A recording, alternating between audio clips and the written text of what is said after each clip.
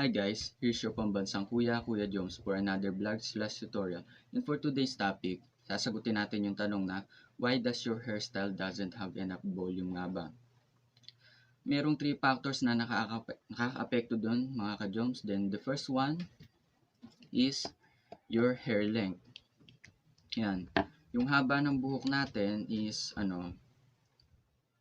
malaki yung ginagampanan niya para yung hairstyle na gusto natin gayahin o yung hairstyle na gusto natin gawin is makuha natin. Then if you have 5 or 6 inches of hair length, hindi mo talaga makukuha yung hairstyle na gusto mong gayahin. For example, you will go for a short, messy, textured quip. Hindi mo siya magagawa kasi nga yung hair length mo is 5 to 6 inches, which is yung 5 to 6 inches is for slick back hairstyle only. Then, yan. Kagaya ko. Yung hair length ko, before ko i-shoot yung vlog na to is dito, hanggang dito sa may lips ko. Then, pinabawasan ko siya ng kaunti lang kasi mga nasa 6 inches siya. Then, ginawa ko lang ng 4.5 inches yan. Pinaputol ko lang ng hanggang 4.5 inches. Para makuha ko yung gantong hairstyle ko ngayon na which is commonly palagi kong hairstyle. Then the second one is the hair product you are using. If you want a voluminous hairstyle, I mainly suggest na yung dalawang hair products lang na to yung prepared yung gamitin, which is the hair wax and the hair clay. A good kind of hair wax and a good kind of hair clay. What I mean na a good kind of hair wax and a good kind of hair clay, kasi maraming hair wax, pinapromise nila na i-hold nila yung buhok nyo throughout the day, pero the reality is hindi. Kasi hindi nga sila good kind of hair wax. What I mean about that is generic lang sila. O kaya what I mean generic is false promises lang yung binibigay nila sa inyo, false hope yan. And ano nga bang brand ng hair wax yung masasuggest ko? Yan, personally yan, para sa akin, I will suggest yung bagong variant ng Gatsby hair wax, which is the Hyper Quip. Yan, na-try ko na siya guys, and may tutorial na din ako noon. Naka-upload na din dito sa YouTube channel natin. Then, a good kind of hair clay, yan. A good kind of hair clay is yung kapag ka-in-scoop nyo siya, madali siyang emulsify dito sa kamay. Then, yung pag-apply niya sa buhok is hindi din siya masyadong mahirap o hindi tacky sa pakiramdam. Hindi yung pagka-apply mo, hindi mo na maalis yung kamay mo. Yan. Then, hindi siya malagkit. Yan. Yung good kind of hair wax and hair clay, dapat hindi siya malagkit. Kasi once na malagkit siya, is na kaagad siya, X na kaagad siya. Alisin na natin siya, disregard na natin siya sa listahan natin.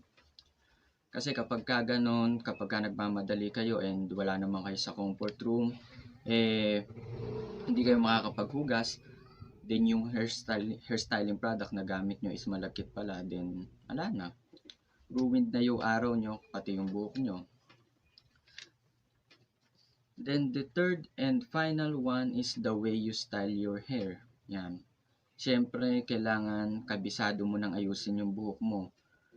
Kasi hindi naman tayo lahat is afford na kumuha or mag-hire ng hairstylist para sa araw-araw natin.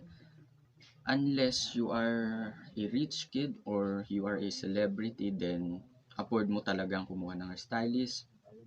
Pero yung mga hindi is mag-subscribe lang kayo dito sa channel natin. Then ituturo ko sa inyo sa mga future vlogs kung how can you style your hair in a effective way. Yan. Kagaya ko, yung buko is nasa natural wavy side. Kaya pagka unstyled siya, hindi siya ayos, is bagsak lang siya. Then medyo wavy siya dito sa may right side ko na to. Then ayan, I mean kapag ka yung paraan ng pag-ayos nyo ng buhok is mali na kaagad in the first place, hindi nyo makukuha yung enough na volume na gusto nyo.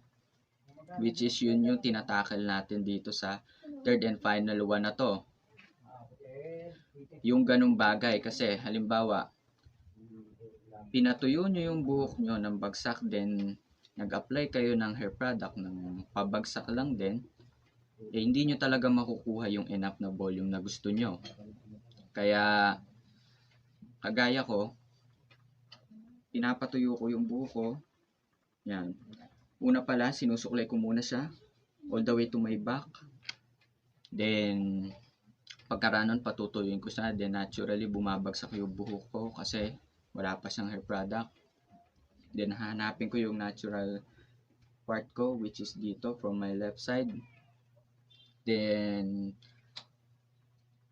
after na mapatuyo ko siya, then mahati ko siya din sa may natural side part ko is I will apply a small tiny amount of hair product.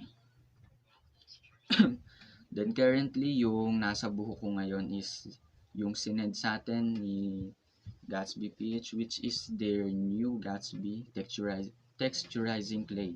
Yan. Na bibigyan din natin ng product review sa channel natin soon. Then yan. Short recap lang tayo mga ka-Joms. Why does your hairstyle doesn't have enough volume nga ba? The first one is yung hair length nyo. Kailangan yung hairstyle na gusto nyong ma-achieve, syempre meron niyang required hair length. Then dapat yung hair length na yon is marireach nyo, o dapat yung hair length na yon is hanggang dun lang yung buhok nyo para yung prepared hairstyle na gusto nyo is magawa nyo. Then the second one is the hairstyling products you are using. Kapag gusto nyo ng voluminous hairstyle, wag hair cream o wag yung mga malalambot na hairstyling products yung gagamitin nyo. I mainly suggest yung dalawa lang. Yung it's either hair wax or hair clay. But don't forget, a good kind of hair wax and a good kind of hair clay. Then the third and final one is the way you style your hair. Yan, kailangan kabisado mo nang ayusin yung buhok mo at hindi yung akala mo na kapag nakakita ka ng ganitong hairstyle is ganun mo lang din siyang kadali magagaya.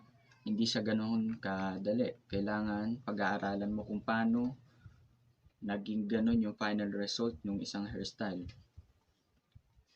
Yan. Okay guys, thank you for watching.